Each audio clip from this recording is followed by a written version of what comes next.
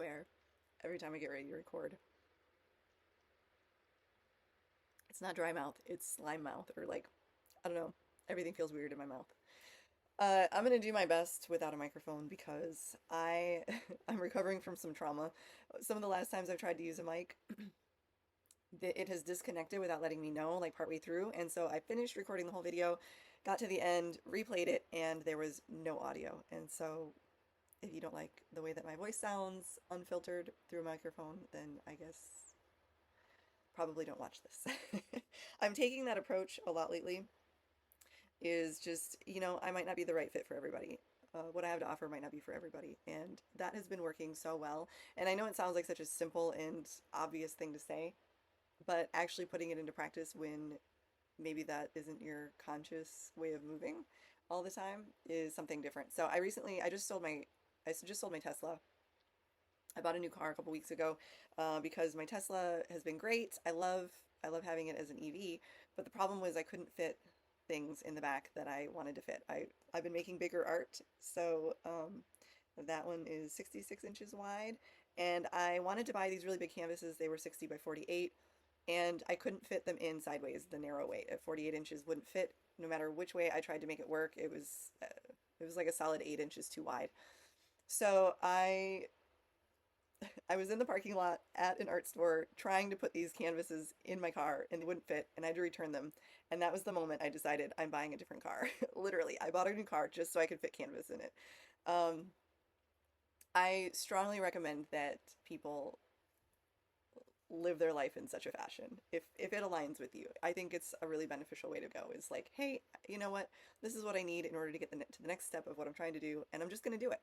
I'll figure it out, whatever. So I bought this new car before I sold my other one, and I just listed this 2 days ago.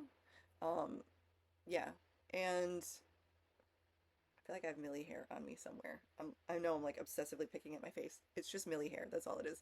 So, and it's still there. Oh, I can, when you have like a little tiny fuzz, especially if you get it like in your lash line, you get like that tiny, and it's like, it feels like that.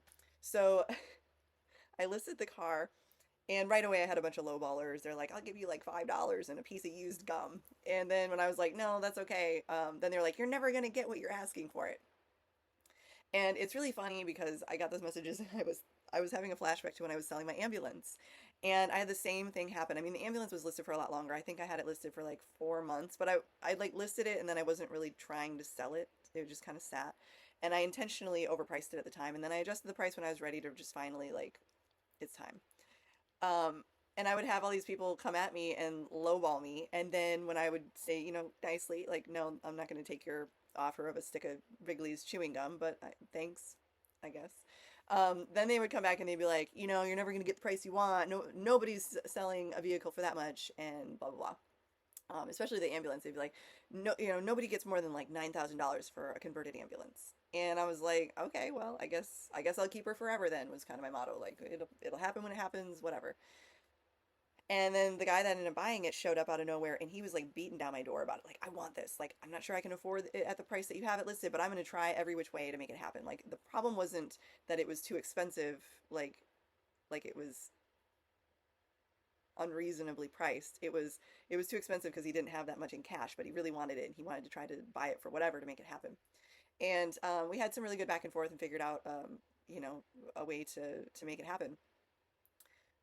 And so when those were coming in on the Tesla, I was just kind of flashed back to that of just like, well, maybe it's just not the right car for you, and that's okay. Like, it's parked in my driveway, and I have a car cover on it, and if it sits there all summer and fall and winter, like, that's fine.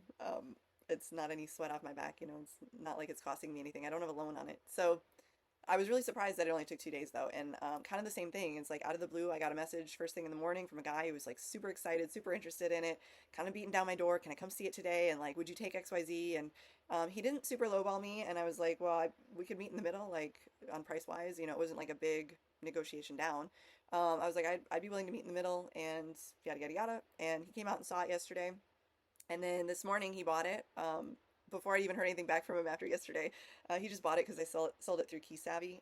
He had already sent the payment there and came out and got it at like 9 in the morning.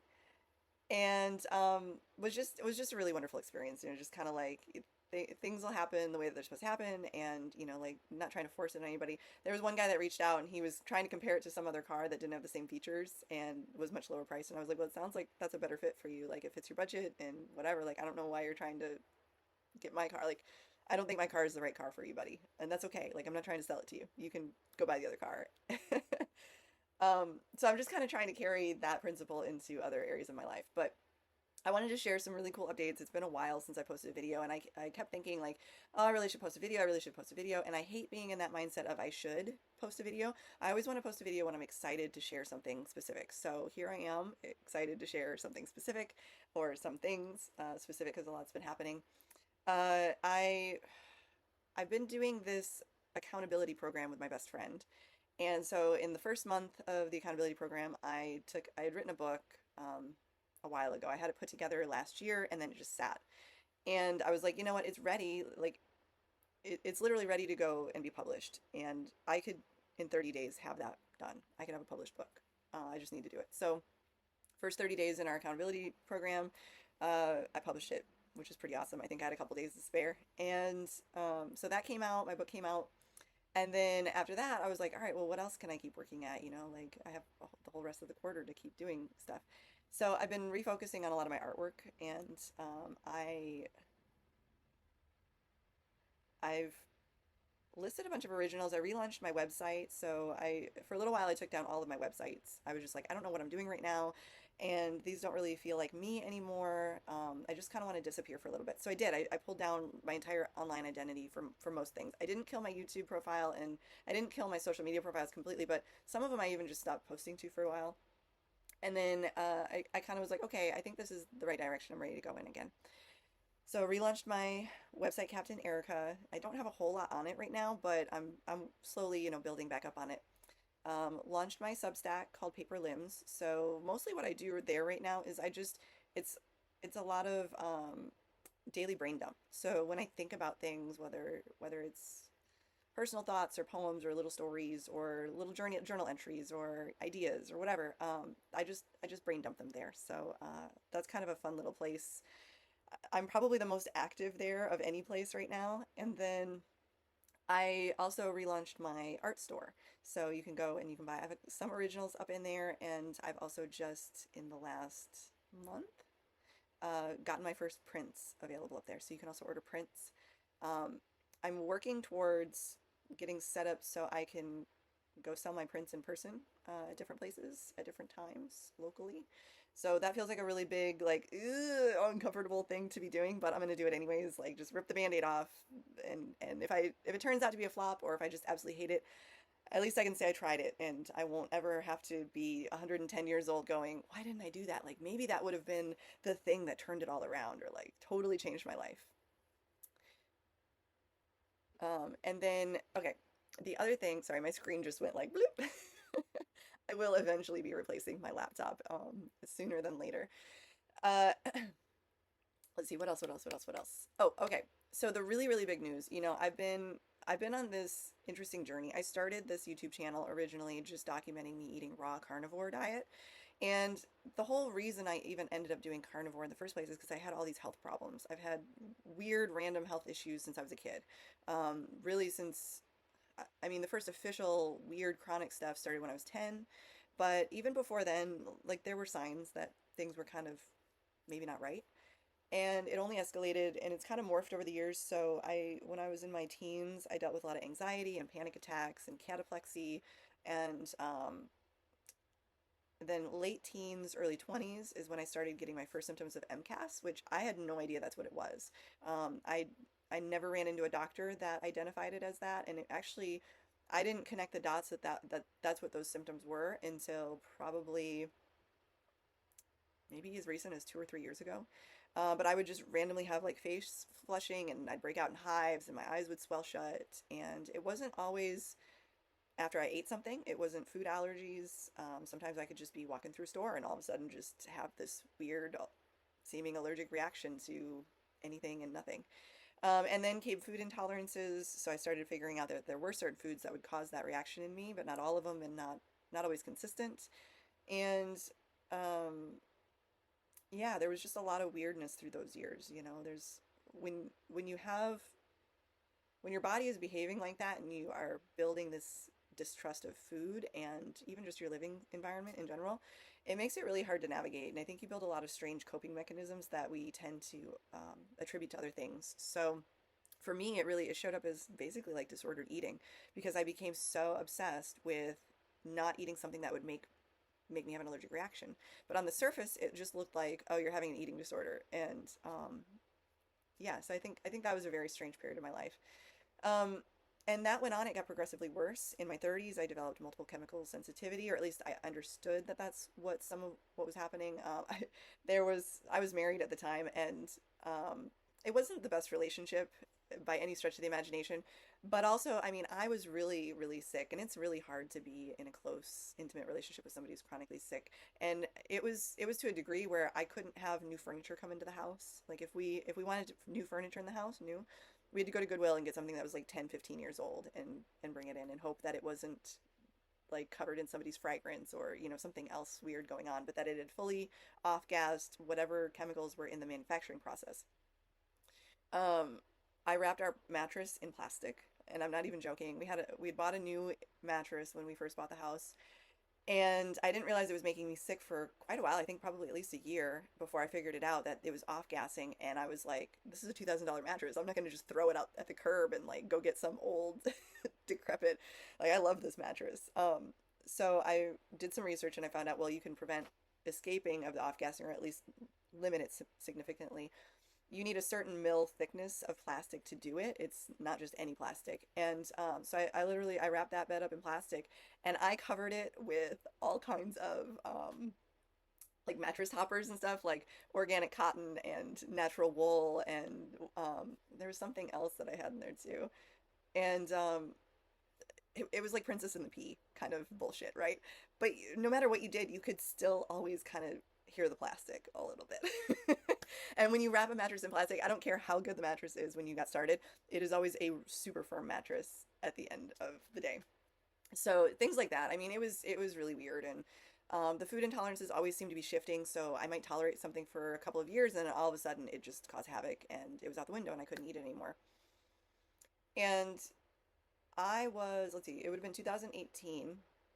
I had done all sorts of plant-based, different variations of plant-based diets, trying to get healthy because plant-based is supposedly the healthiest way you can eat, and those only made me sicker. A lot of times they landed me in the hospital. I ended up with a lot of vitamin deficiencies as a result of plant-based.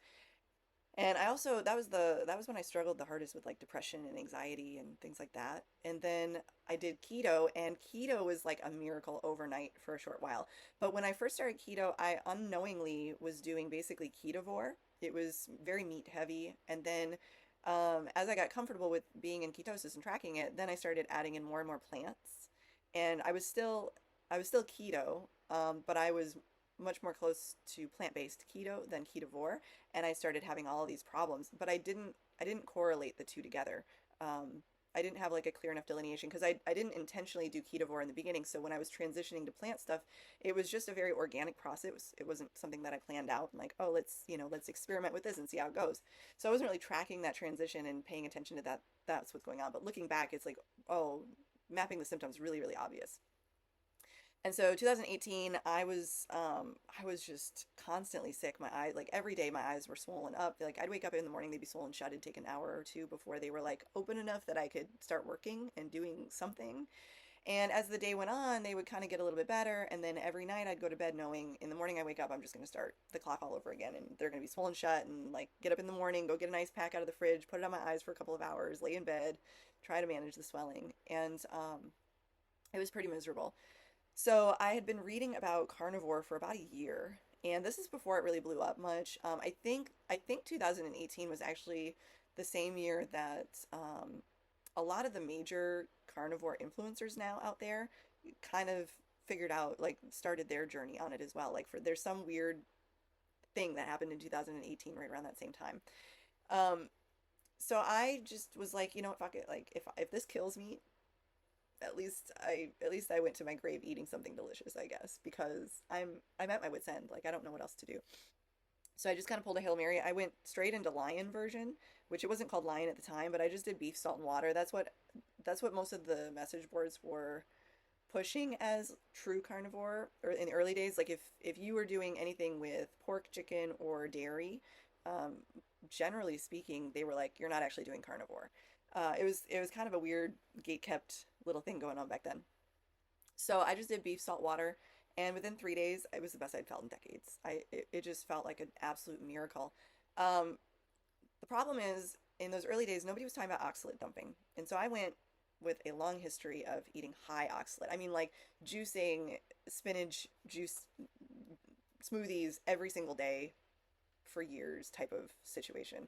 And I went from that to overnight not eating any oxalates, and I dumped really hard. Like I had oxalate crystals coming out of my skin and out of my face was really bad. It looked like I had really bad cystic acne for a couple of years. It was really bad, especially like it was so strange because it followed the pattern that's really common with cystic acne, which makes me think cystic acne might actually be related to oxalates and not just happenstance that they look similar.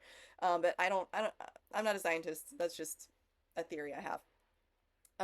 So I had really, really bad, horrible kind of acne, but it wouldn't, like when I'd have a breakout, it wouldn't resolve until I dug literal crystals out of my skin. Like you could put them on a plate and hear the crystal like. So I went through that whole process. I had right away for like the first couple of months, I caught everything. I had like the cold a couple times, the flu a couple times, I had bronchitis. I came down with pneumonia. I had a sinus infection, just everything. And I'm not really sure why, but I did. It is what it is. And so I continued doing carnivore for years. And by the time I started my YouTube channel, I think that was 2020, 2021, something like that. I was in my ambulance, and I'd been struggling already for a couple years with histamine intolerance from dumping oxalates. So there's this cascade that happens is if you dump oxalates too quickly, it can deplete your minerals, which triggers histamine intolerance, which if I'm already having MCAS stuff, like the two, it's just a perfect storm for stuff. So I ended up being stuck in this loop where, okay, carnivore is helping me, but it's also kind of hurting me because like beef generally is higher histamine than everything else. So it was just this weird, great, not great, great, not great. The raw carnivore stuff was mostly to get as much nutrients in my body as possible, and just I was always thinking generally like just keep healing. Like I don't know what that looks like. I don't have a roadmap. Nobody else is pointing me in the right direction, but just keep looking to the horizon for some solution. It's got to be out there. And I thought I need more nutrients, more and more and more. So I did the raw carnivore and started this channel and was talking about that, but then I ended up getting mercury toxic. Like I'm sure I would have been born with some mercury toxicity as a child. And then I had mercury amalgam fillings as a kid, which timeline wise coincides with when I was having these major health strange things come up through my life. And then but 2022 is when things started getting really weird. Like oh, I'm losing my memory and um I can't stand up, and I'm losing my strength, and I'm disoriented, and having heart palpitations, and I can't breathe, and just a lot of other weird stuff that was very severe. And I was in and out of the hospital constantly. In 2023, I was diagnosed with mercury officially. It showed up on a blood lab, which is really unusual. And so, yeah, so this whole big journey. And then when I was most mercury toxic, I had to give up carnivore because I was starving to death. I couldn't hold down food, and I lost my appetite, and I just couldn't eat enough to keep up. So I really just started eating like whatever I could manage to get down and keep down. And a lot of times that ended up not being strict carnivore. And I just subsisted on that for a long time. And I had I think a lot of you will know like some of the story like more recently, but I had my breast implants removed. I had had those for 14 years.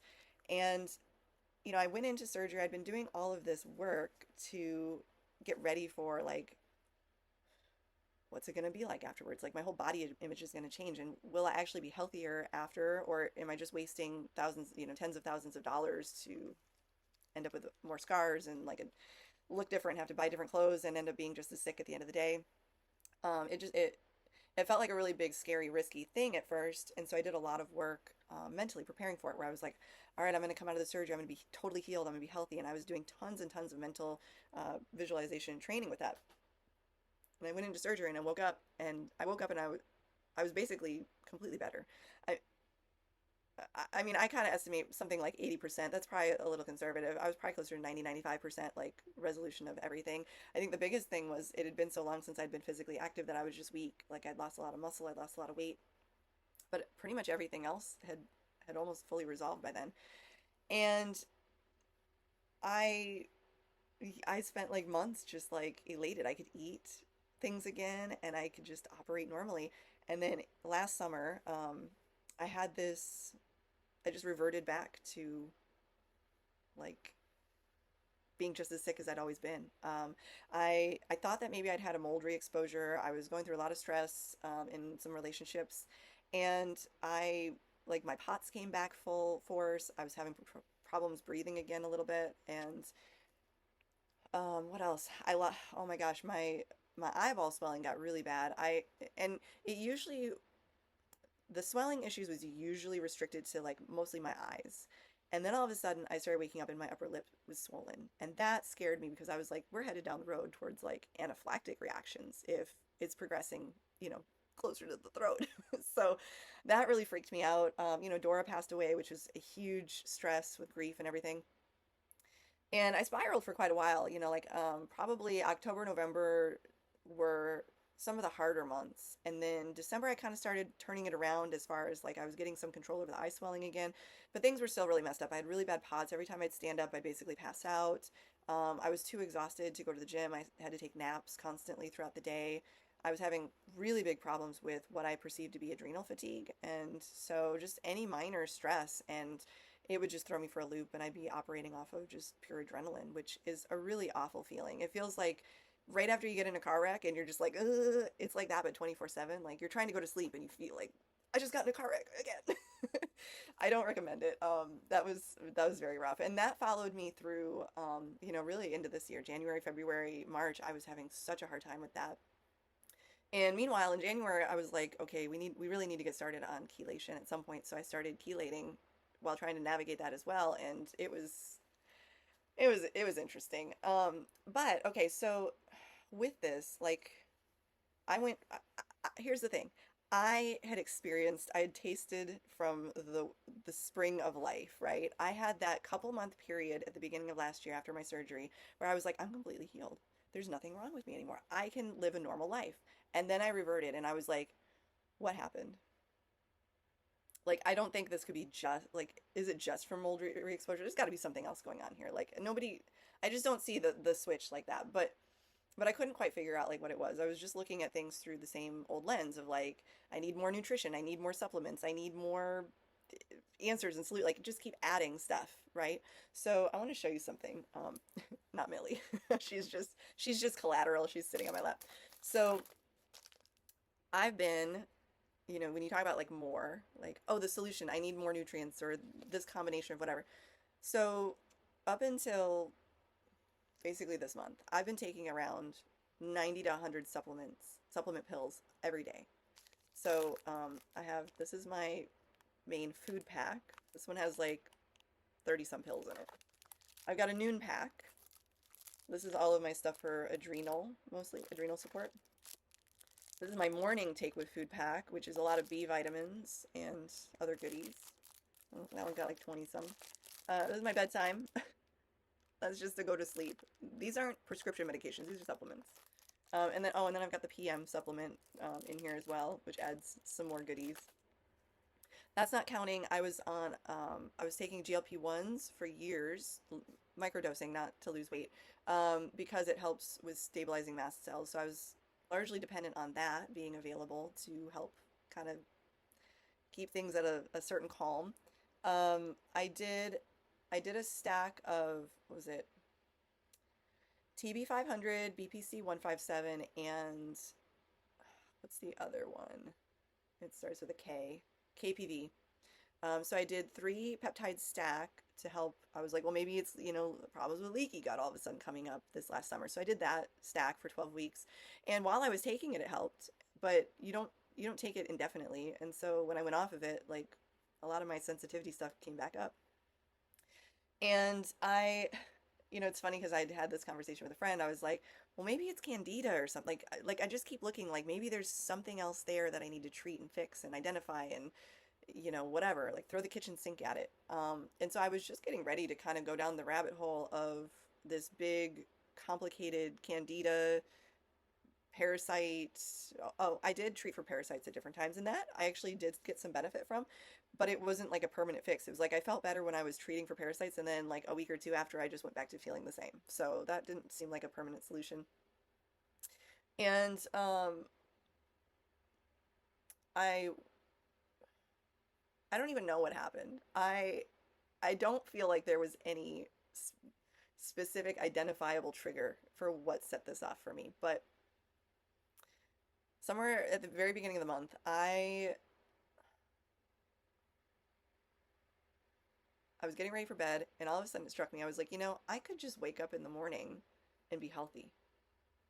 I could just go to bed and wake up in the morning, and tomorrow I'm healthy. I'm cured. I'm no longer sick. And like sometimes you hear something that somebody says where like it doesn't make like, oh, you don't just like wish something away, right? You don't just like wish cancer away and it just disappears overnight. Sometimes you hear that stuff and like your brain obviously goes, whatever, that's dumb.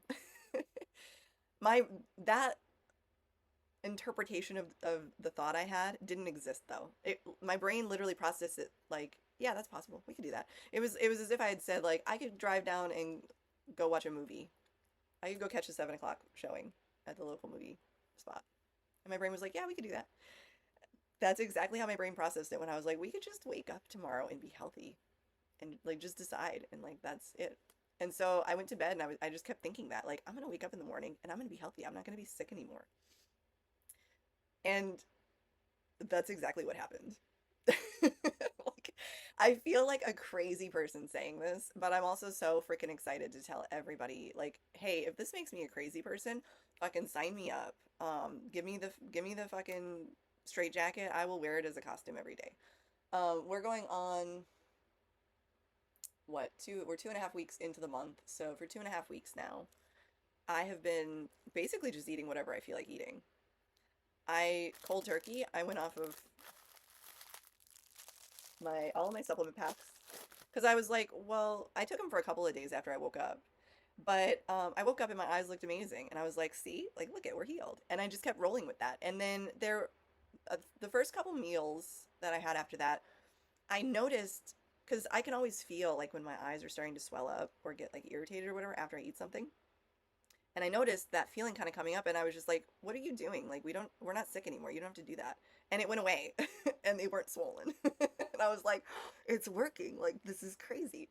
Um, but I had this thought of like, well, a person that's healthy wouldn't need to take supplements like 5, 6 times a day throughout the day on a regimen as if they're prescription medications in order to get through. Like, they would just operate like a normal person. They just eat meals and get their nutrients from their meals. And so I went cold turkey off of them, and it's been 2.5 weeks. And I can tell you previously when I would miss like 1 or 2 days, I would notice it. So I don't think that that's just, oh, it hasn't caught up to me yet. Because on top of going cold turkey off of it, okay, I've been eating cake and cookies, and I just bought a thing of ice cream. I've been eating I've been eating hamburgers, cheeseburgers, whatever, like the ground beef that's cooked all the way through. That's a big no-no. I've been eating leftovers. I've been eating pickles. I've been drinking kombucha, all the fermented stuff. I just bought a jar of sauerkraut and more pickles because I'm almost out. But I've been drinking just the pickle juice. Like every day I just go in there and I'm just chugging it. And I'm like, this is so crazy. Like if I even looked sideways at a jar of pickles before, my eyes would start swelling shut. And let's see, what else have I been doing? I have been going to the gym, which I hadn't been strong enough to go do before. And I've been going to the gym and they've been really good. Like I'm not doing like super long workouts because I'm just not interested in being in the gym is actually the bigger hurdle. And so I just go in for like 20, 30 minutes and get like a couple weight sets in and then leave. Um, and I haven't been crashing. So previously, if I went in and worked out for even 5 minutes, it would take me weeks to recover. My adrenals would be just zonked. I would be, you guys can go back. I posted a video not too long ago about my adrenal cocktail that I basically was like surviving off of that. Like I had to take it in the morning religiously with something to eat, and I had to take it throughout the day and then at night before bed, and like pumping all these minerals in because I'm just dying on the vine constantly. And I usually get ready and go to bed at like 7:30 because if I stay up any later, it takes me weeks to recover, and I'm all whacked out. My adrenals are all fucked up, and I'm just a mess. And last night I was out with friends until, I don't think I got home till 9:30. And I remember looking at my phone when I was in bed. I still wasn't like, oh, put the phone down and go to bed. And it was 10:30. And I got up at 5 this morning, and I've operated throughout the day. I haven't needed a nap. I haven't felt like, oh, that was too late or anything. Like, I'm not crashing out. I went out, I took a drive out to the desert this weekend, just completely unplanned, and was out, probably not the smartest idea, but it was over 100 degrees. And I'm just out walking the desert on my own in the middle of nowhere. Nobody's around because everybody's smarter than me. They're like, it's the hottest part of the day. Don't go outside. And I'm just out there, like, I'm looking for something. I don't know what, but I'm out here. And, just sweat pouring off and evaporating off of me. And I think I was out there for almost an hour and I wasn't like toting a jar of electrolytes with me where it's so weird because there's so many small things that I was highly dependent on all of these years that I've been sick. Like I couldn't go anywhere without a jug of electrolytes with me 24/7, and I was drinking like almost a gallon a day of electrolytes because I was chronically dehydrated. I stopped sweating for a couple of years, which meant that I had no tolerance to heat because I couldn't sweat anything out. I couldn't cool my own body. So I'd overheat. I'd end up in the hospital and they'd be giving me IV fluids to recover and cool me down and everything like that. And that would happen like it needed to be barely over 70 degrees before I was in urgent care. Like, yeah, guys, hook me up again. I know I was just here a couple days ago. It's summertime. And then in the winter, my thyroid like still couldn't get its shit together. So in the wintertime, I was always cold. I mean, it'd be like 55 degrees, and I would be wearing a parka and like 10 layers and big boots, hat and earmuffs and gloves, and I'd still be like, yeah, it's really cold out, guys. Like, I don't know. How are you out here in shorts? So there's just so many bizarro things that I had to account for and think about and navigate that I'm so excited because I'm like, oh, check that off the list. I don't have to worry about that either. Like, and something that is so cool about this is it's not even just, oh, I can eat a bunch of things that I haven't been able to eat for a long time. It's all the things that come with it, right? Because like I couldn't socialize because almost every social get together is centered around food. And then like if you go and you don't eat, you're that fucking weirdo. Everybody hates the weirdo that shows up and either brings their own food or doesn't eat. And there are some people that are cool with it, but there are so many more people that are like, it bothers the shit out of them. It bothers them just like when you go out to the bar and you are a recovering alcoholic and you're like, I'll just have my soda water. And everybody else is like, this makes me so uncomfortable to be drinking in front of somebody who's not drinking. And like, like, I need you to participate in the same gluttony. So, but not even just that, like, not even just the food component of it, but when you're chronically tired, you don't feel like socializing because you're like, I'm already so exhausted. I'm barely operating. If I go out and socialize, it's going to take me a month of isolation to recover from that. And I'm not sure it's worth that. Like, you get really selfish about giving your energy out because you have so little to give. Whereas like yesterday I ran into a neighbor and we started chatting and like a couple hours later and we're just laughing our asses off. And I'm like, I don't even care like what time it is or how late it is or like any of this shit. I can just relax and enjoy and have fun. And I haven't been able to do that since like, I don't know that I was ever really able to do that cleanly. There was always something there going on, And I accidentally poured vinegar on myself the other day.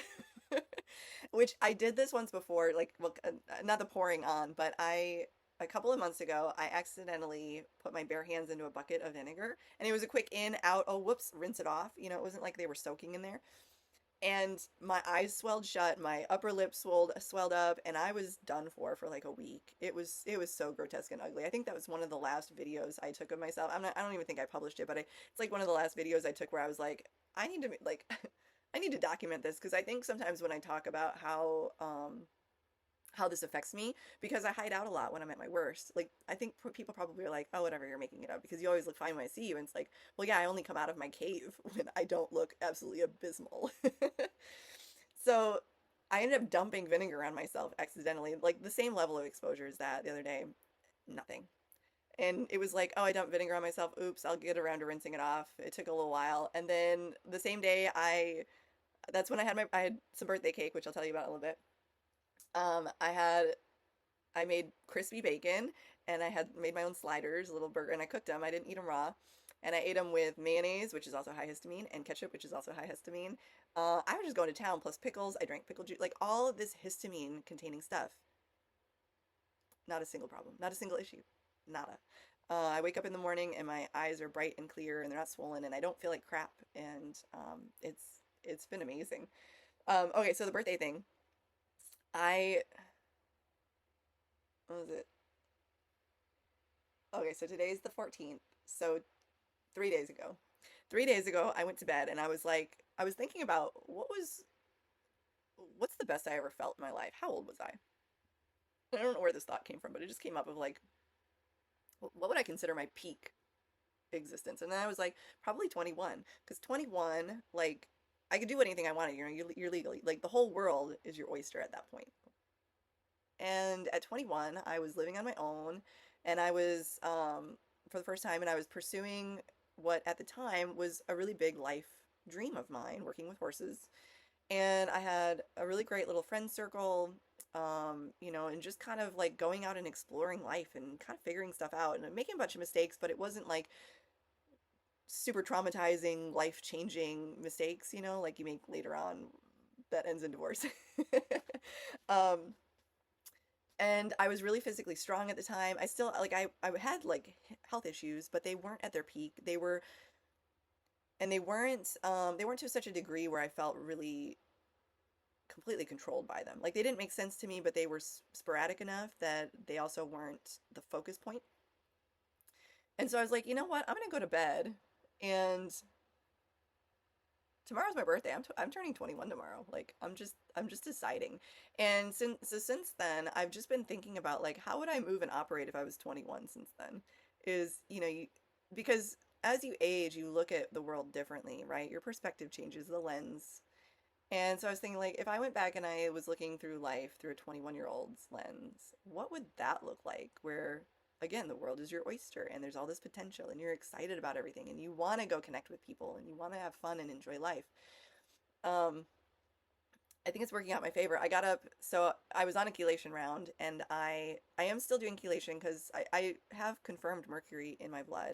Um, and I mean, I don't see why I couldn't apply the same principle of I'll just wake up and not have mercury poisoning anymore. Um, I'm still thinking on that one. I'm still figuring that piece out because I feel like that's doable. Like, why not? But until then, I've been chelating. So I chelated this last weekend.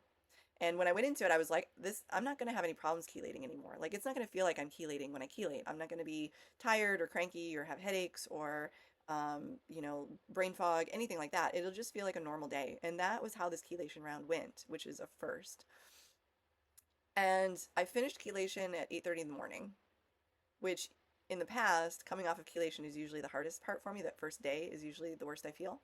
And I got up and I went to the gym around 9 and did a quick workout. And then I was like, well, it's my birthday. I should get some birthday cake. So I went for a drive because I was like, well, I don't really want to get one from just like the local grocery store. I'm gonna get one from like a real bakery or something. So there's this town out here by me, Julian, that is renowned for its apple pies. And I thought, well, there's gonna be a bakery out there. Maybe they sell cake. And if they don't sell cake, at the very least, I can get some apple pie. And I love apple pie. So either way, it'll be a win. And I got to Julian, and there's this main street that has like all the tourist trap stores on it. And I got there, and I'm driving my new car, which is not an EV, it's a gas car.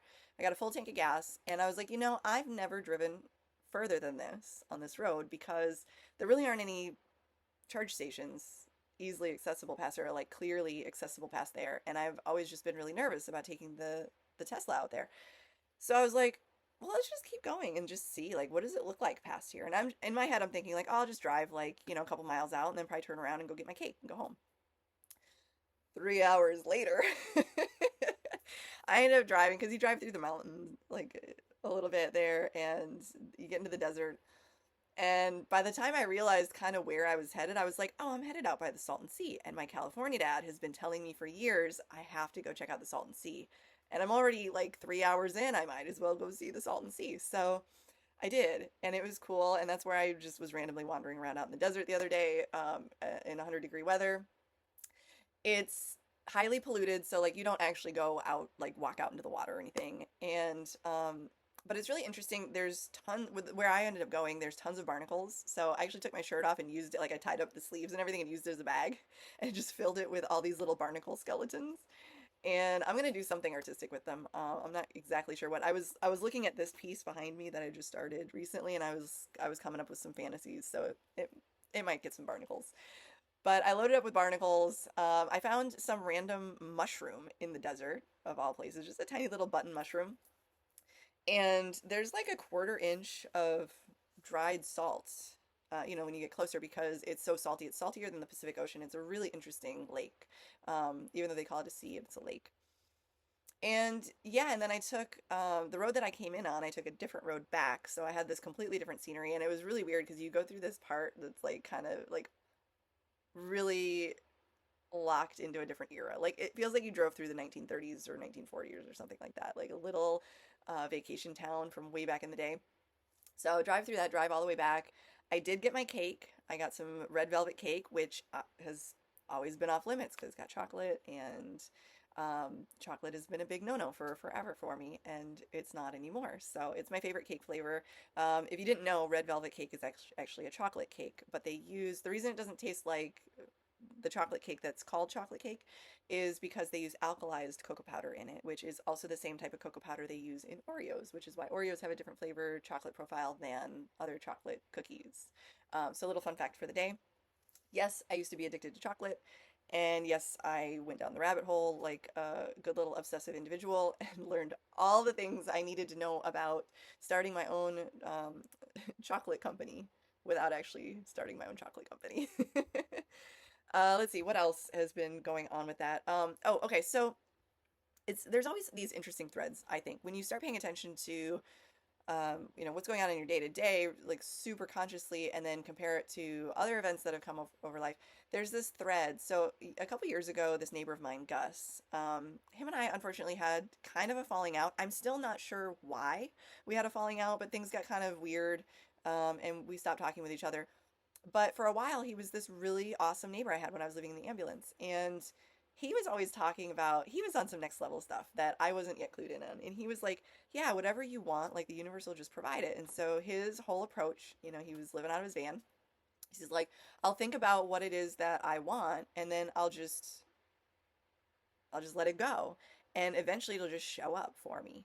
And so like he was talking about, like, he'd give examples of different things that he found and stuff, and so it was like, oh yeah, like this water bottle, or he ended up getting an e-bike for free randomly one time when after he'd been thinking about, like, I really need an e-bike to get around from place to place, and like whatever, one showed up, and it was just this constant thing. Like every week he had this whole list of new things that had shown up for him.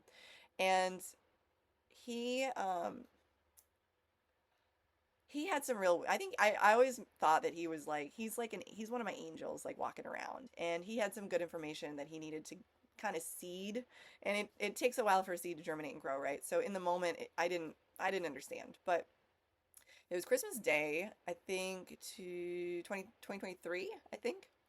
And he was like, hey, like, get your e-bike out, let's take a ride down to the pier, and like, if you want to bring your roller skates, we're like, let's just go down. And I was like, oh, I don't know, like, I'm so weak and tired, like, I don't think I can like hold up and steer my bike. And he said, well, let's give it a try, I'll be right there with you, like, let's figure it out. So we did, and it was really tough. I was exhausted by the time we even got like a mile down the road, but I pushed through and we made it happen. And we get down there, and I pull my skates out, and I'm just skating around doors there, and we're chatting, and he just starts telling me about, like, oh, he was really struggling with some family stuff for a long time, like being really upset with his parents and whatever, and he went to a hypnotist. He's like, yeah, the hypnotist really just helped me get over all of that. And then, and I'm just kind of passively listening. I'm like, oh, that's interesting. Okay, cool, right? And then he's like, have you ever thought about going to a hypnotist for your health?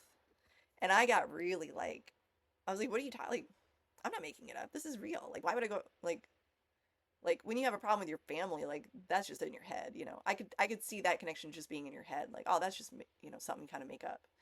But the health thing, I was like, I got really defensive about it. I was like, and he was really nice about it. He wasn't pushy or anything like that. He wasn't trying to argue the point. He just planted the seed and then let it go, And it really stuck with me. I remember telling people about it, like, yeah, my neighbor was like, go to a hypnotist. Can you believe this guy? Like, who does he think he is? And that seed that he planted has really, I've just been carrying it around for a really long time, but it hadn't like clicked yet. And I had this really interesting encounter with this other neighbor of mine. She's got some health stuff going on, and her and I chat. I just adore her. And I was telling her about this. I was like, yeah, so I just decided that like I'm not going to be sick anymore, and it's working. And she's like, what? And then I was telling her like all this stuff, and she's like, well, don't you think you're kind of going overboard? Like, I mean, but like, what if you try something really big and then like it proves that you're actually still sick or whatever? And I was like, yeah, but I'm not, so I don't have to worry about that. Like, I've already made up my mind. Like you know, like when you're having a conversation with a total crazy, because your perspectives are on two separate enough trails that you just can't understand each other. Like, I really think that's what the crazy is. But she's like, well, it works for you. You can go to your house and like go to bed and be like, I'm gonna wake up in the morning and be healthy. But she's like, if I can't go to my house and go to bed and be like, oh, I'll wake up in the morning and be better, because I won't. And I was like, yeah, because you've already decided that you won't be. And she was like, well, yeah. And I pressed a little bit, like, because she lets me. She's such a gracious person. She lets me push, and I know for a fact that she has a lot of wisdom in ways that I can't even touch on yet. Um, but so I was like, yeah, but why are you deciding that you can't be healthy yet? Like, how much longer are you gonna hang out for this? How many more years do you want to do this? Get on my wavelength, Mary. But you know, that's the funny thing is like Gus planted the seed for me, and I'm over here like probably pushing a little bit too hard and trying to rein myself in of like, be Gus. Let Gus teach you how to be Gus. Which is like the most amazing possible gift, right? Is like somebody gives you this really amazing insight that doesn't make any sense in the moment, but eventually you get to the point, I mean, we're talking years of development here. You get to the point where you're like, oh, now I understand what he was trying to say. And then being put in a position where maybe you could eventually hope to be Gus. Like, I'm at the beginning of my journey. This has only been a week and a half. So I'm sure that somebody will be like, it's only a week and a half. Just wait. You're going to overdo it and then blow it up, blah, blah, blah. And that's fine. That's your beliefs to have. And I have my own. And I've been really excited, though, because it's like this. It's kind of like when you're playing a video game and all of a sudden you get it. You know, like you get the scripting that's running the game. And you're like, oh, okay, I get now why these certain loopholes exist in the game between quests or, you know, things like that. And then once you see that, how it's actually operating under the surface, you're like, oh, well, now I can exploit other loopholes. So I'm really looking forward to expanding on this. I'm planning on going to a barbecue on Saturday. When I was talking to my friend or my neighbor yesterday, so her and I had this really interesting exchange because I've been feeling for a little while like I really want to start socializing more, but I also had been feeling like I don't have the energy to give to do it, but I want to, which is a new thing because even, you know, for a really long time, I didn't even feel like I wanted to because I was so much tired. So I was feeling that shift, and she's really sweet. She'll always invite me out to stuff, and it's like small stuff. It's like starter stuff, like, hey, let's go 3 miles down the road to this trail and just like hang out with our dogs for like 10 minutes and then come home. It's not like an all-day affair commitment, right? And I'm always like, oh, I don't know, I don't feel good enough. I don't, you know, like I really would lean in on that as a way of escaping from committing to stuff.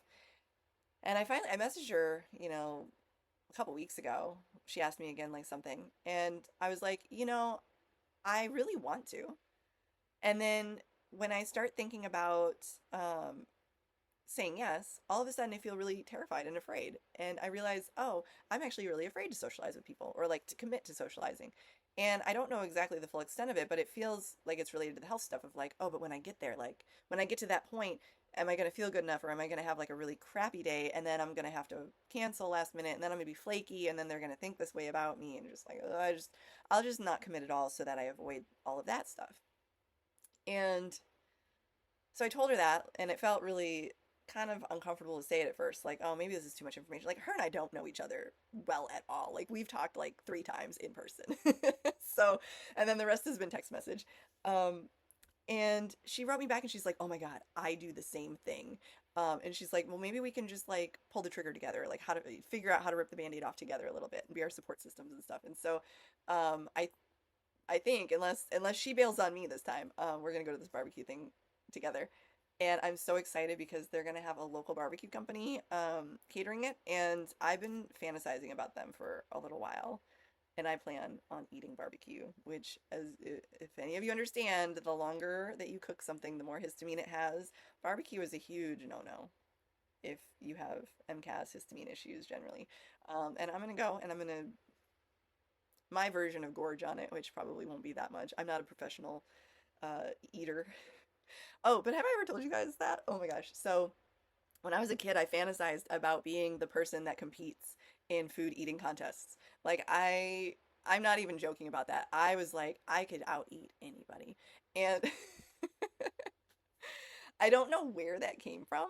Um, but yeah, that was always in the back of my head. Like, I just wanna be that person that's known for like, she ate like 600 tacos in one sitting or something like that, you know? Speaking of which, I bought well, okay, how my brain works: 600 tacos, eating competition, hot dogs, because hot dogs are well known for eating competitions. And then hot dogs too. I bought this jar of sauerkraut in my fridge, and I plan on getting the all beef hot dogs from Costco and making some genuine hot dog in a bun hot dogs with sauerkraut. I might, with a very small amount of pre-planning, I could actually make Chicago style dogs. Oh, it's been forever. Oh, you guys don't even know. I grew up in the Midwest, a couple hours outside of Chicago. Chicago dogs are just they're so good. They're so amazing. Amazingly, I have not managed to just be like a complete glutton where I'm eating 24/7. Like today, I've eaten a steak, like I don't know, like 6 ounce steak, something like that. Um, which I pulled out of my freezer. So I would buy stuff and put it in my freezer, and then like by the time it would thaw and I could eat it, it was too high histamine. So I just started leaving it in my freezer, and I was like, one day eventually, But I started pulling it out because I'm like, okay, I can eat it now. So I made this amazing grass-fed beef steak that I'd had in there. It had been sitting in my fridge for like 3 days after I thawed it, and then I finally cooked it, and I browned the shit out of that. It had the most amazing crust. You guys don't even know. Yeah, chef's kiss. Um, but then I don't cook stuff well done usually, so it was raw. It was raw in the middle. Let's just be honest. It was raw. It was amazing. So tender. Oh, yes. So I had that. I haven't eaten anything else today. Like I said, I bought a tub of ice cream, and I plan on putting some blueberries on it at some point. Which okay, because there's been so many things happening. So the ice cream thing.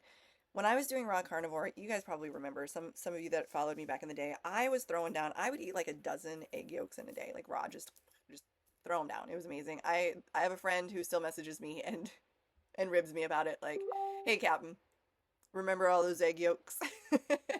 And he cracks me up. So I haven't been eating eggs or dairy in forever because they are very high thiol, and when you have heavy metals, some people, not all, but some will become thiol intolerant, where the thiols just pick up and move enough heavy metal around to make you feel sick. And so after the whole, like, I'm gonna wake up and not have any more health problems, well, then around the chelation period, I was like, I'm gonna wake up and not have thiol problems anymore. Like, I'm over that. I don't need to be sensitive to thiols anymore. And so I am not. And that's why I bought the ice cream. But I've also, so I've been eating pickles, which have garlic in them, which is usually a no-no because garlic is high thiol, and it's just fine. It's just fine and easy. It's amazing. I've been I have a pack of eggs in there. I'm gonna pull them out. We're gonna do some egg yolks again soon. We're getting back on track, ladies and gentlemen. It's amazing. So, this is a thing. Like, I'm not the only person out here doing this, by the way. I'm not the only weirdo, okay? Jeez. Please.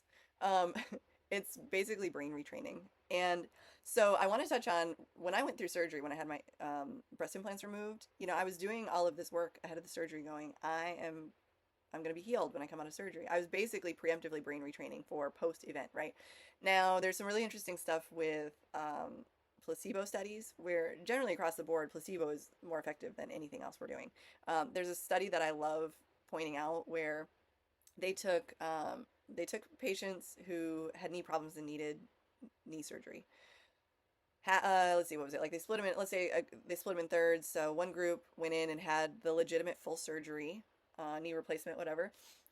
A third, they didn't do anything to, no surgery, no placebo, nothing. And then the other third, they cut them open. So they opened up like they were going to do the surgery and then they closed them up right away, but they didn't actually do any repair. They didn't replace the knee.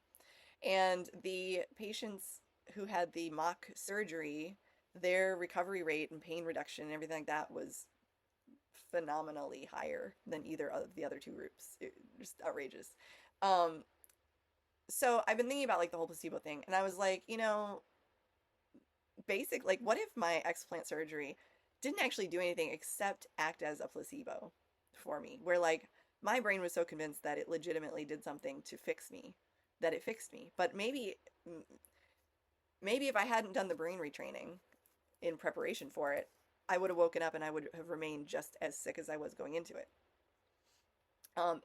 And part of me, like why I think that is because there are a lot of women that I see who go through explant surgery and they don't like it's not like, oh, 100% or 90% of the people going through it come out with this miraculous recovery. Like there's a significant number of women that continue to be sick after explanting, and or some of them even get sicker. And when you're in the message boards talking to women that are getting ready for explant or come out of explant, um, you can hear where their thinking is, and it's so tied up with being sick as part of the identity. Um, and I became really aware of this somewhere around the explant of like, oh, like my identity is wrapped up in being sick. And so like a lot of getting to where I am right now, where I'm like, oh my God, I'm healthy overnight. There's yes and no. Like, yes, I just decided now. But there've been a lot of things leading into this where like all these different threads connecting information and ideas and thoughts and possibilities to get to the point where, like I said to myself, I could just wake up tomorrow and not be sick anymore. And my brain didn't resist that like it would have in the past. Like when my friend Gus was like, have you thought about going to a hypnotist for your health? And I immediately resisted that with everything I had. No, how dare you? Like, I'm legitimately sick. And, that's such a, like, that's so offensive for you to even hint that I might be making it up or it could just all be in my head or, like, and there was actually, I will say there was a moment with this whole, like, I could just wake up tomorrow and not be sick anymore, where I could hear my brain giving me this little, like, but if we do that, if we let ourselves wake up and not be sick anymore, then that might mean it was always just in our head. We did just all, make it up our entire lives. And really wanting to resist it for that, like hang on to prove that, like, no, this was real. Even if it's not real anymore, we have to keep hanging on to prove that in the past it was real. But I'm not living in the past anymore. Like I want to live really in the present. The future doesn't exist yet. But I don't want to keep living in the past just to prove that in the past I was sick. Like the two could be true. I could have legitimately been sick in the past, and I could also legitimately not be sick anymore and it just be all in my head. Those two things can exist together. So I had that really interesting kind of, oh, um, yeah. So I'm trying to pass it along. I'm trying to spread this infection of like, you can just wake up and decide. So I've been waking up and deciding like, this is where we're going with things and this is what we're doing and we're going to do some really fucking cool things. I was, there's a powwow event coming up.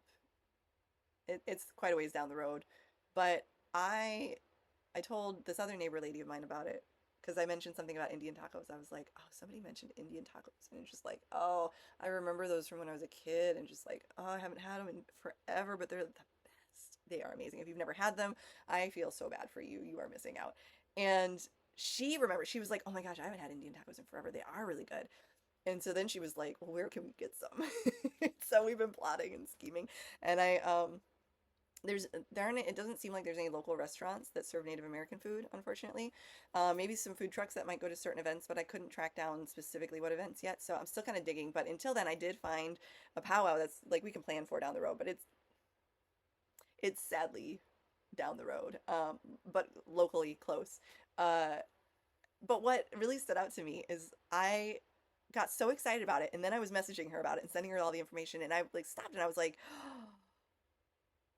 I haven't operated like this, being excited about going to an event and doing something, planning something far out in advance. I mean, not even just like a couple days, but months and months. and organizing with somebody else to do it since my early 20s. This I was feeling on the level of like, okay, I Halloween is my favorite holiday. And in my early 20s, I was that person who got everybody together. Like all these people that didn't know each other, and we would just form this weird ad hoc group of random individuals. Um, like I'd have models and photographers mixed in with total tech nerds, and then academics and people from on the ranch, and just anything and everything. And we would all get together and go to some big party that I planned out. And I got like I was the coordinator, and I was so excited. I'd be planning this thing months in advance.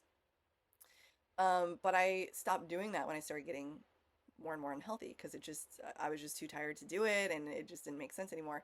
But it felt like that again of like, oh my gosh, and then like this and that, and then and even getting excited about like, oh, I wonder if they'll have like I wonder if it'll be set up like this, or if they'll have these vendors. I'm sure they'll have, I wonder how different it'll be from powwows in the Midwest. And just going down the whole like, yeah, just really nice, a really nice difference. And I'm feeling this way, and I'm like, I want everybody to be able to feel this way. I want everybody to feel this excited and enthralled about where they're at right now, where they're headed, and what's possible. Because I really feel like I'm like, oh, I am legitimately like 21, and I can do whatever I want. Like all the little things that I've thought over the years, like, oh, that'd be really cool to do, but that would have been neat, except I'll never be able to do that because, like, oh, well, now it's all possible. I can just, like, why not? I can do that. Age is never. I can just make up my age. I mean, most people don't guess my real age, anyways, unless my eyes were all swollen up, and then I start looking kind of old and haggard. So, I'm just gonna go with it. Let's see what else was on the thing. Like I said, I'm still. This is not a perfect system. I'm still trying to wrap my brain around the concept of like, well, yeah, if I can do that, then I could just be like, I don't have mercury poisoning anymore, and I'm perfectly healthy. Like, why couldn't I? Or I could even, I could even brain retrain of like, well, I don't need to chelate because my body is so powerful. It will be able to detox heavy metals on its own. And I'm sure like somebody will be like, oh, but that's not possible. So I had this really interesting conversation at work. So I work in tech. I'm a developer, but that's not my job title at my job. I've been with them for over a decade, and they're wonderful. I really love the company I work for. Um, but in my personal life, I'm generally like very anti AI. In my professional job, it's a requirement. Like AI first, you have to, and they're giving us all the tools to make that happen. So I use AI a lot, and we are judged at work, or not judged, but quarterly we're graded on our progress of like learning and applying AI tools, because AI is such a new technology, like everybody's learning it in a way. And they want to keep promoting that idea of like, you don't have this perfected and you don't know all the things that are possible with it. And you need to keep developing those skills in order to, make certain accomplishments. So we have certain categories that we grade what we're doing with AI against, of like what kind of outcomes it's producing. So like at the lower end of the spectrum, it might be something like you're using AI to help draft automated emails, or to help proofread certain things, or do a little bit of research and like pull together article links for further research. Like it's slightly automating stuff, but most of the stuff it's automating isn't having a big effect on anybody else except you in your day to day. And it's not systematized. So it's just kind of like a one off. Like, oh, you have a chat conversation with your AI tool and you have it go do this thing. And then you start a new chat conversation and you do this other task, but you aren't having it automatically execute at certain periods. And then the next bracket might be, okay, now you're systematizing, but you're still mostly just doing things for your own productivity. And then the next bracket might be, now you're systematized and you're starting to share your solutions with other people in the team so that they can benefit from them. They can pull them into their workflows, or, modify them to fit their specific use cases, things like that. And then the far end of the spectrum is like you're systematized, you're affecting the team, but you're also like moving the needle significantly as far as like some sort of company goal, like whether it's increasing customer base, or doing something specific with product development, or increasing income streams, etc. So for each one of those grades, there's a list of kind of examples of like what that might look like. Like, oh, Andrea in the operations department is doing XYZ and accomplishing these outcomes with it.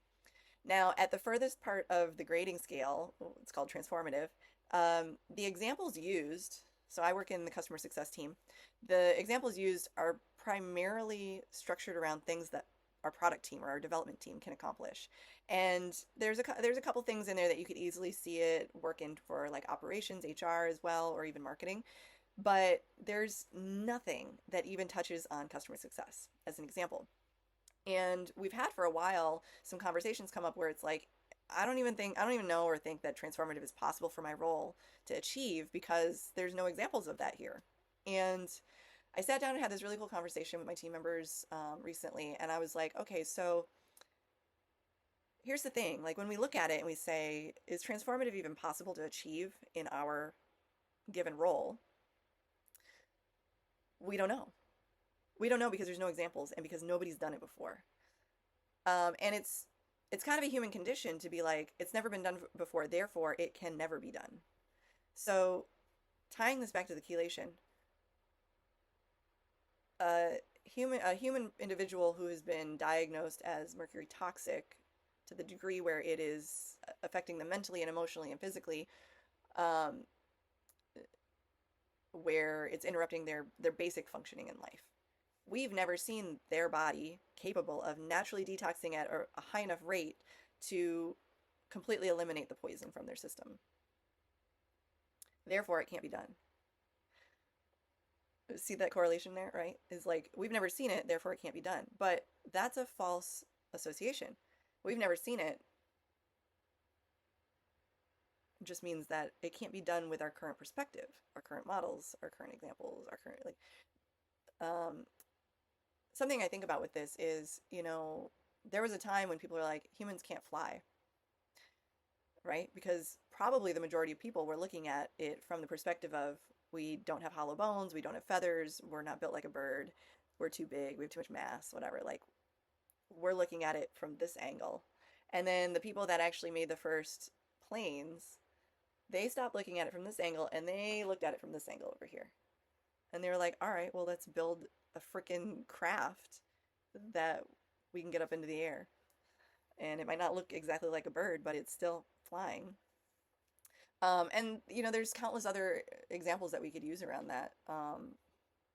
There was, like, I'm sure that there were sailors where there's like, what were the old stories? Like, oh, you can't sail straight to, was it India? You have to go around the Horn of Africa. You can't go out into the Atlantic the other way and reach India because you'll fall off the earth. We've never done it, therefore it can't be done. We've never tried it, therefore it can't be done, right? And then somebody was like, let me fucking try it, looking at it from a different angle, and they found America. I mean, they still technically did not reach India, but they ended up with something maybe more valuable out of it than just a trade route. So I've been thinking about it from that perspective. Is like, well, okay, maybe nobody has been able to do that yet with chelation and naturally getting rid of all the heavy metals without chelation because they believed they couldn't. Because they didn't believe that it was possible. Therefore, that's the reality that they created, which ties into all of the quantum physics stuff. This is like, okay, you want to say you're crazy and like fantasy land and whatever, but there is a scientific basis to all of this thinking, believe it or not. And quantum physics alone, you just start looking at that and you're like, well, all possibilities exist until you observe it. And what is the observer doing? They're imposing their reality, their beliefs, their limitations on the possible outcomes. So why not? Anyways, I'm going to wrap this up because it kind of went a little bit longer than I thought. You know me, I get kind of rambly. I'll try to edit it down so it's a little bit more digestible. And yeah, so that's where I'm at. Like, things are going amazing. I'm still working on the accountability program with my bestie. We're working on formalizing it so it's something that we can offer other people to join in on us doing. And we've been just knocking things out of the park. Like, she's been having these huge accomplishments in her personal and professional goals. And same for me. It's just been like every week I'm just like, oh my God, and then I did this, and then I did that, and then this, and oh man, like, oh, one last thing, I will close on this, because I did the math in my head earlier. I was thinking about, okay, I used to like 7:30 I'd have to get ready for bed, and if I didn't, like, man alive. And then if I compare that against last night was not an anomaly, me being up at 10:30. I've been up late every night since I decided to do this. And so I've probably averaged like an additional 3 hours every night of being up and active and doing stuff. And I calculated it out and I was like, if I recovered 3 hours of active time in my life every day in just 1 year, that's 45 and a half days that I have gained just by deciding I'm not going to be sick anymore. That's crazy. That's more than a month of your life coming back, just 3 hours. Um, and that's not taking into consideration, I used to take a 2 hour nap every day. So that's 5 hours. That's months. That's crazy. But I will say, okay, I know I said I would end this, but I will say here's the thing is that anything you're doing, you are getting a benefit out of. If you're consistently doing something, good, bad, ugly, doesn't matter, you are getting some benefit out of it. For me, being sick has allowed me to check out from society and socializing and like make myself safe from that. And I won't go into it today. I don't know how deep I will on it, in future videos, but there's a lot of history that I've lived through, where being in social situations was very unsafe, very violent, um, very dangerous for me.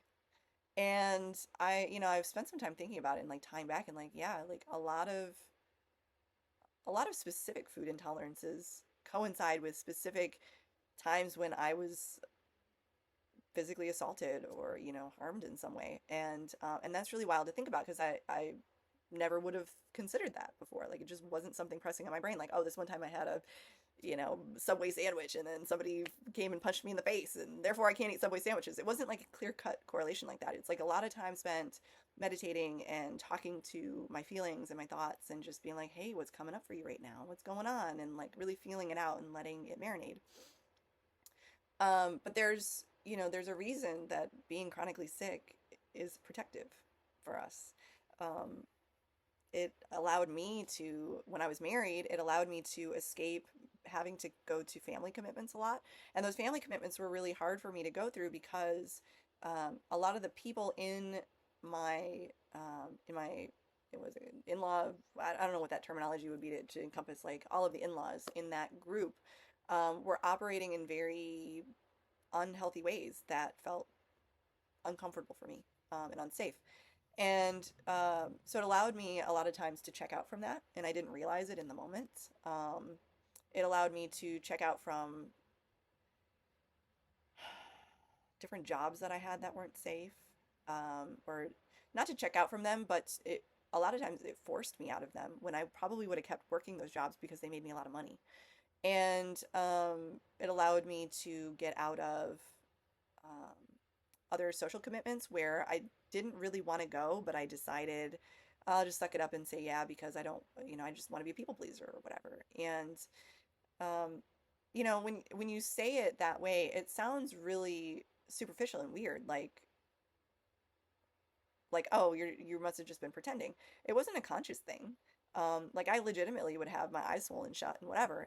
But your autonomic nervous system is really powerful. The way that you think can trigger a whole cascade of chemical reactions in the body and lead to all sorts of things. So that I've had to spend a lot of time working through that and thinking through it of like, what am I getting out of this? And am I ready to let it go and finally deal with those, like confront them, like not be the people pleaser anymore, not allow myself to be put in situations like that are not healthy and not safe for me and things like that. So that's something I would say is, if you're coping with a lot of this stuff, that's probably a really good question to ask is like, what am I getting out of this? Because there's always a benefit. And it's funny because I mentioned not related to health, but I was having a conversation with one of my friends about this. And she was like, yeah, like every time, this particular situation comes up, this particular outcome or like issue comes up leading up to, through, and right after. It's just like boom, boom, boom. It's super predictable. And I was like, well, what benefit are you getting out of it? Like you're getting something out of it that you're allowing it to continue to happen the way it is unchecked, and you're not changing something to change the outcome. And I had no idea what it was. I wasn't saying it as like a lead of like, I know what it is you're getting out of this. It was just like, maybe just think about it, like sit on it. And then she came back like a couple days later, a week later, and she's like, "Oh, I figured out what it is, and I am getting something out of it. It's just like reinforcing a lot of these different things that make her feel validated or wanted, or things like that." And it was just a really cool conversation. And I have those types of conversations myself a lot, and I'm lucky to have people around me that they ask me hard questions like that of like, you check yourself a little bit. It's good to have people that check you. Even if your first reaction, like me with Gus, is to be like, "What the fuck are you talking about? I'm not just making it up." I need to go back and I need to go find Gus and thank him. He was a good little angel for a while. Anyways, okay, I'm gonna check out. Millie's probably wants to go for a walk. I got her some Crocs. She is so cute in them, and she just jams like normal. Like she's not all walking all weird, when we would put boots on horses, it was always like they were trying to pick their feet out of a bucket is what we always pick them way up like they're stuck in a bucket. She doesn't do that. So anyways, all right, ciao.